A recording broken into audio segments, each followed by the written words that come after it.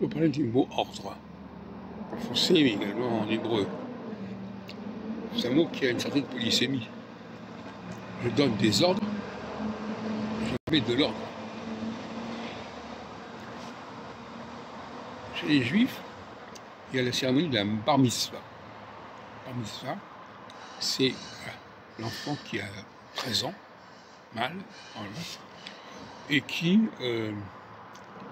est en mesure de respecter les ordres. Alors, en hébreu, c'est curieux, il y a les commandements. Le mot commandement, ça veut dire la même chose que le mot ordre. Donner un ordre, c'est un commandement. Et c'est souvent, dans l'esprit de beaucoup de juifs, c'est pas clair. De même que l'armée, en hébreu, c'est la tsava. Tsava Agana, Sahal. Et tsava, ça vient du mot ordre aussi. Et d'ailleurs, dans le chemin Israël, il y a un moment donné, je te donne des ordres, le tsavecha, je t'ordonne. Donc, l'ordre, organiser, ordre, mettre de l'ordre, c'est mettre fin au désordre, par une banalité. Mais ça veut dire qu'il faut repérer les éléments des désordres. Il faut les signaler, il faut les dénoncer. Une période où il faut éviter le désordre, le bordel, si on veut.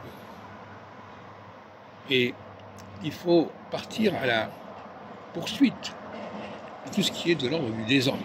De l'ordre du désordre. De l'ordre du désordre. Là aussi, on a une petite expression.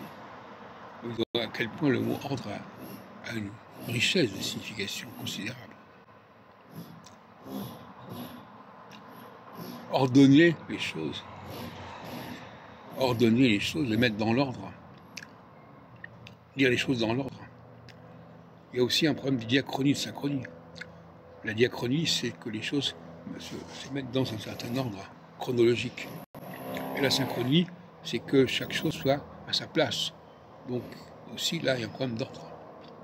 Il faut mettre de l'ordre dans la synchronie et de mettre de l'ordre dans la diachronie. Ça renvoie à la notion de structure, éventuellement. Donc on voit que ce mot ordre en français, qui est d'ailleurs passé en anglais, parce qu'on dit order, et d'ailleurs en anglais, au Parlement anglais, on emploie le mot order, c'est-à-dire l'ordre du jour aussi, l'ordre du jour. Mettre de l'ordre, revenir,